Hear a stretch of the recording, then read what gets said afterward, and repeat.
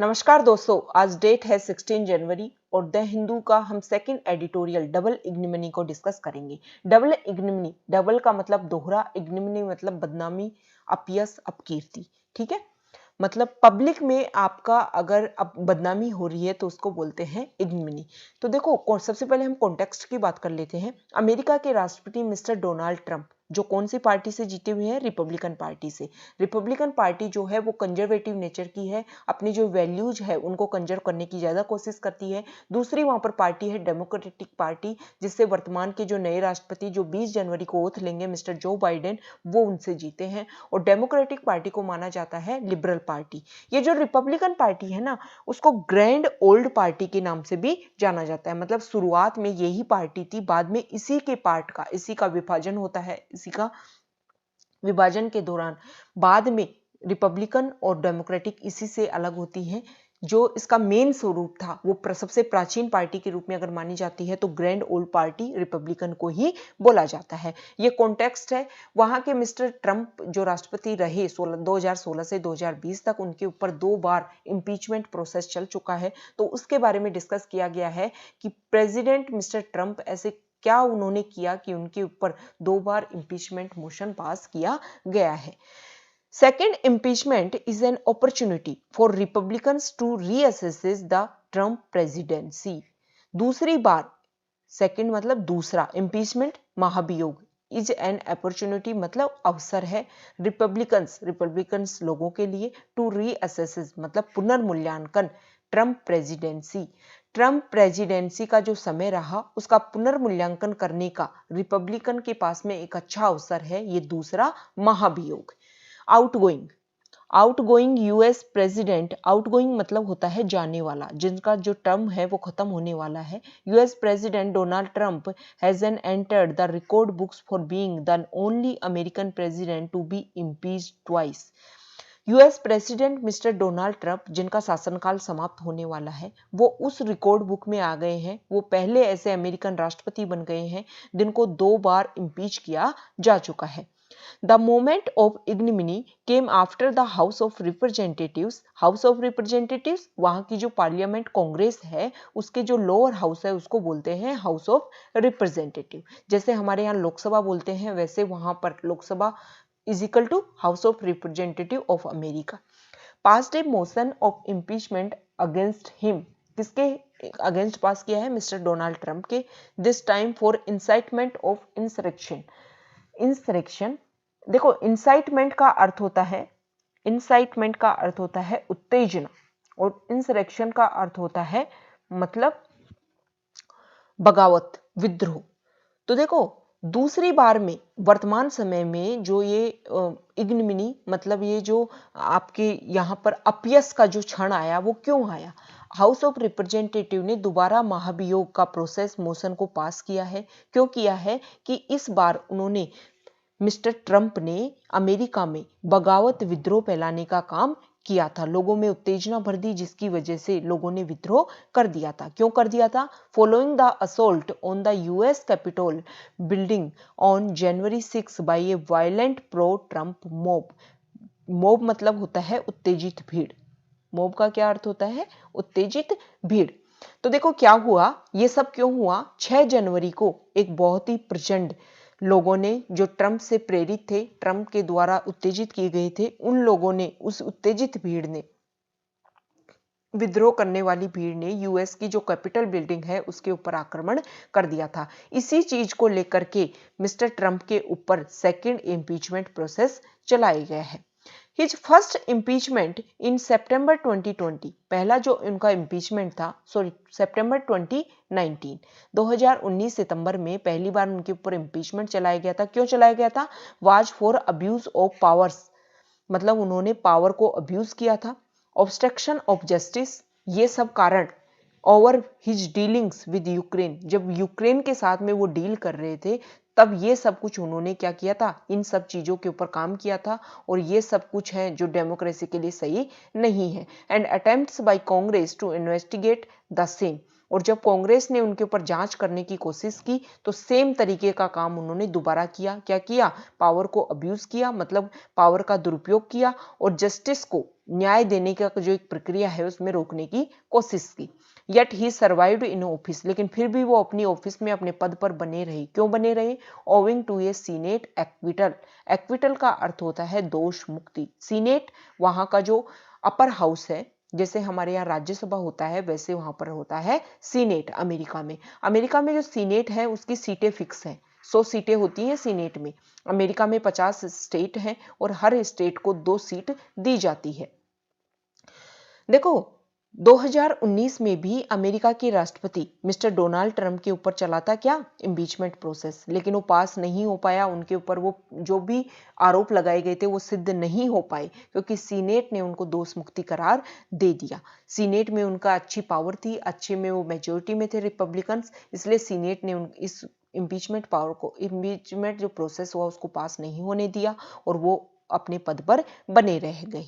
On this occasion, लेकिन अब जो ये अवसर आया है, अब जो ये परिस्थितियां बनी है, not only did the house vote resoundingly, resoundingly मतलब होता है जबरदस्त ढंग से, मतलब जबरदस्त ढंग से, by a margin of 230 to 197 to impeach him, but it passed with an unprecedented, unprecedented मतलब अभूतपूर्व, बेमिसाल, अनोखा, मार्जिन हाशिया, और बाई पार्टीशन मतलब द्विदलीय support after 10 Republicans cross the aisle. Aisle होता है पथ, रास्ता या फिर बीच का गलियारा। देखो डेमोक्रेटिक और रिपब्लिकन दो पार्टियां हैं वहां के, मतलब जो कांग्रेस वहां की जो संसद है उसमें। अब वहां की जो संसद है उसके बीच में, दोनों पार्टियों के बीच में कुछ गलियारा, गलियारा मतलब विचारों का गलियारा, दोनों के एक दूसरे से विचार नहीं मिलते। लेकिन जो रिपब्लिकन, जिस पार्टी से मिस्टर ट्रंप जीते हुए हैं, उनके 10 लोगों ने आकर के सपोर्ट किया किसको? डेमोक्रेटिक लोगों को, कि हम भी चाहते हैं कि उनके खिलाफ इंपीचमेंट प्रोसेस पास किया जाए मिस्टर ट्रंप के खिलाफ। This might signal A broader mood across Congress, particularly in the Senate, to vote differently to the outcome last time, specifically that there will be sufficient support among Republicans ranks for a Senate conviction. Conviction होता है दोष सिद्धि। देखो क्या हो रहा है इस बार जो है वो कांग्रेस का जो माइंड है ना वो थोड़ा ब्रॉडर है, व्यापक सोच रही है। किस लिए? सीनेट में क्या हो सकता है, सीनेट में पिछली बार आउटकम का अर्थ होता है परिणाम, रिजल्ट। पिछली बार जो परिणाम आया उससे अलग हो सकता है। क्यों हो सकता है? क्योंकि सीनेट में जो रिपब्लिकन्स है ना वो प्रॉपर एक सपोर्ट में है, सफिशिएंट सपोर्ट है उनके पास में, और अगर वो चाहें तो सब कुछ बदला जा सकता है। दोष सिद्धि सीनेट में भी की जा सकती है रिपब्लिकन्स के द्वारा। Given the tight timeline leading up to the inauguration मतलब शुभारंभ of Democratic president elect Joe Biden on January 20, it might be that the Senate does not have the opportunity to conduct a full trial based on the article of impeachment sent to it by the House before Mr. Trump demits office. डेमिट्स का अर्थ होता है अपना पद त्यागना, इस्तीफा देना। देखो क्या होगा, 20 जनवरी को नए राष्ट्रपति जो डेमोक्रेटिक पार्टी से जीते हैं मिस्टर जो बाइडेन, वो लेंगे अपनी शपथ। तो सीनेट के पास में इतना टाइम नहीं है कि वो एक फुल ट्रायल चला सके। फुल ट्रायल मतलब पूर्ण रूप से एक परीक्षण कर सके कि जो भी उनके ऊपर आरोप लगाए गए हैं वो सही है या नहीं है। तो ये किसके ऊपर आरोप लगा है? ये बोला गया है सीनेट के लिए। सीनेट के पास अभी इतना टाइम नहीं है क्योंकि नए राष्ट्रपति क्या लेने वाले हैं, शपथ लेने वाले हैं। लेकिन नेवरदीलेस फिर भी सीनेट डेमोक्रेट्स, सीनेट में जो डेमोक्रेटिक पार्टी के जो लोग हैं, हैव वोव्ड, उन्होंने शपथ ले चुके हैं, टू कैरी आउट मतलब किस चीज को गेन करना, अचीव करना। The trial even after the fact including not only A vote on convicting him for high crimes and misdemeanors but also potentially on barring him from running again. Senate में जो Democrats हैं वो इस चीज के लिए शपथ ले चुके हैं कि वो इसके ऊपर, मिस्टर ट्रंप के ऊपर जो ट्रायल है उसको चलाएंगे, ताकि ना केवल वो इसके लिए वोट कर रहे हैं कि उन्होंने जो भी क्राइम किए हैं, मिसडेमर्स होता है मतलब जो भी उन्होंने बुरा आचरण किया है, बर्ताव किया है, खराब आचरण व्यवहार उनका जो रहा है, सिर्फ उसके लिए वो वोट नहीं कर रहे हैं, not only A vote on convicting him, कि ताकि उनके लिए इन चीजों के लिए उनको उनके ऊपर दोष सिद्धि हो सके, बल्कि वो ये चाहते हैं कि दोबारा वो इस राजनीति की दौड़ में खड़े ही ना हो पाए। इस चीज को वो ध्यान में रखते हुए ये सारा काम बहुत ही स्ट्रोंगली करना चाह रहे हैं। कौन? सीनेट के डेमोक्रेटिक लोग। द क्वेश्चन लूमिंग, लूमिंग मतलब होता है कोई भी चीज जब आपको स्पष्ट दिखाई ना दे, मतलब धुंधला धुंधला कोई चीज दिखाई दे। Before Congressional Republicans is this, are they as a group united in safeguarding mainstream conservative values, convinced that the harm that Mr. Trump has done to the presidency and the fabric of American society warrants banning him from the highest office in the hand, or will there be too many holdouts मतलब विलंब with their ranks to successfully bring closer to this turbulent मतलब उपद्रव, साजा मतलब एक बहुत ही दुख भरी कथा इन अमेरिकन पॉलिटिक्स। देखो, कांग्रेस में जो रिपब्लिकन है उनके सामने अब एक धुंधला सा क्वेश्चन है। क्या क्वेश्चन है? कि क्या वो उनकी जो कंजर्वेटिव वैल्यूज है उनको अभी भी सुरक्षित करना चाहते हैं।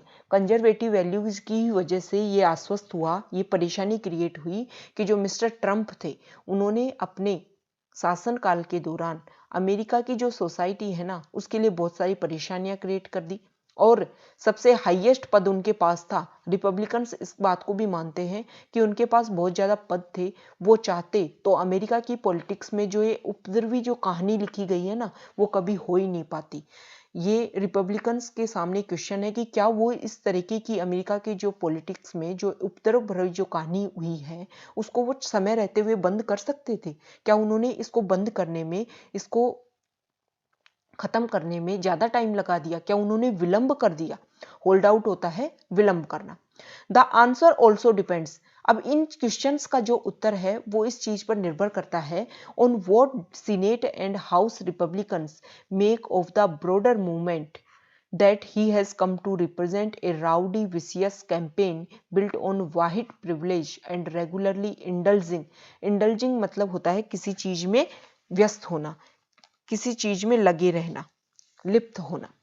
इन racist attack, yet one that has pulled in elements of economically disenfranchised होता है मताधिकार विहीन मिडल अमेरिका। क्या हुआ है? अब देखो, ये जो क्वेश्चन है ना कि अमेरिका के जो रिपब्लिकन है उनसे क्वेश्चन किया गया है कि क्या वो चाहते तो ये सब कुछ जो पॉलिटिक्स में कहानी लिखी गई है उसको समय रहते हुए रोक सकते थे। तो इसका जो उत्तर है वो तो इसी चीज में है कि अब सीनेट में क्या फैसला आएगा। सीनेट में जो रिपब्लिकन्स हैं वो किस मतलब ऊंट किस करवट बैठेगा। वो अगर चाहें, देखो उन्होंने अपना हेड जो बना दिया था, अपना जो रिप्रेजेंटेटिव जिसको बना दिया था वो एक राउडी मतलब एक उपद्रवी इंसान, जिन्होंने हमेशा एक तरीके का कैंपेन चलाया, रेसिस्ट अटैक्स को उसमें लिप्त रहे। वो चाहते थे कि जो मिडिल अमेरिका है ना, मतलब जो अमेरिका वाला एरिया है वो सबसे अलग बन जाए, सबसे विशिष्ट बन जाए, उसमें ना कोई एंट्री कर पाए ना उनसे कोई एग्जिट निकल पाए, मतलब जो अमेरिका है वहां पर प्रवेश करना हर किसी का हक ना हो। तो देखो ऐसे व्यक्ति को उन्होंने अपना रिप्रेजेंटेटिव बनाया था। तो अब सीनेट में वो क्या फैसला करेंगे, ये इस चीज के ये सारे जो क्वेश्चंस उठाए गए हैं उसका फैसला, उसका जो उत्तर है वो उन्हीं में आएगा। ठीक है। Will they believe that they can cut off mister Trump from leading this cohort yet appears responsive to the needs of 74 million Americans who voted for him। देखो अब इसमें यह भी बोला जा रहा है कि देखो ऐसा नहीं है, हमने मिस्टर ट्रंप को जब खड़ा किया तो 74 मिलियन अमेरिकन्स ने वोट किया किसको? मिस्टर ट्रंप को। तो ऐसा तो नहीं है कि मिस्टर ट्रंप को लोग पसंद नहीं करते, बहुत सारे लोग हैं, ये तो हमारा मानना है। लेकिन वो जो लोग हैं उनका भी तो मानना है ना, वो भी तो मिस्टर ट्रंप को एज ए लीडर पसंद कर रहे थे। और will they fear that they have no other leaders of national standing who could bring the kind of support that he did not the Republican tent. और या फिर Republican जो पार्टी है उसको ये डर लग रहा है कि मिस्टर ट्रम्प को जितना सपोर्ट मिला है पार्टी में, जितना सपोर्ट मिला है देश के द्वारा, क्या ऐसा सपोर्ट हमारे पास में ऐसा कोई नेता ही नहीं है, लीडर ही नहीं है जिसको हम खड़ा कर सके नेशनल लेवल पे और वो इतना सपोर्ट गेन कर सके। The course of action that senate Republicans choose now will determine with vector the countries battered politics will travel along. अब जो सीनेट में जो रिपब्लिकन्स जो भी फैसला करेंगे उसी से जो कंट्री की आगे आने वाली जो पॉलिटिक्स है ना, वो डिसाइड करेगी कि वो किस तरीके से कंट्री की पॉलिटिक्स किस रास्ते पर आगे बढ़ेगी। एक रास्ता तो ये हो सकता है, दो रास्ते बताए गए हैं यहाँ पर कि क्या होगा। One that strikes a balance between national interest and the traditional formula of economic growth with social pluralism. क्या होगा कि सोसाइटी को प्रिजर्व किया जाएगा, इकोनॉमिक ग्रोथ की जाएगी और नेशनल मतलब राष्ट्र के जो इंटरेस्ट हैं उनको भी ध्यान में रखा जाएगा और इन सब के बीच में बनाया जाएगा बैलेंस मतलब सामंजस्य। सब जगह प्रोग्रेस होगी लेकिन सबके बीच में होगी बैलेंस। और one that gives even ever greater voice to natives populism and disregard for the cherished institution of democracy। दूसरी तरफ क्या होगा, दूसरी तरफ होगा कि जो मतलब उग्रवादी जो विचारधारा है उसको तो ज्यादा वॉइस दी जाएगी, उसको बढ़ावा दिया जाएगा। ठीक है, जो नेटिव जो लोग हैं, स्थानीय जो लोग हैं, रेसिस्ट के आधार पर उनको आगे बढ़ावा दिया जाएगा।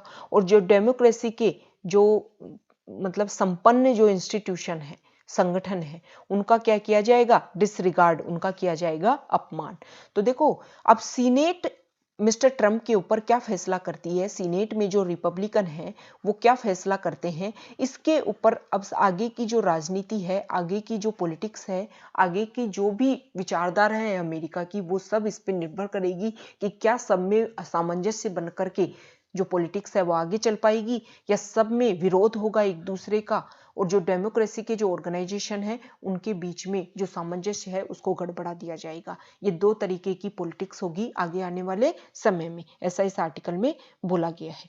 तो ये हमने द हिंदू का सेकंड एडिटोरियल को डिस्कस किया। ओके।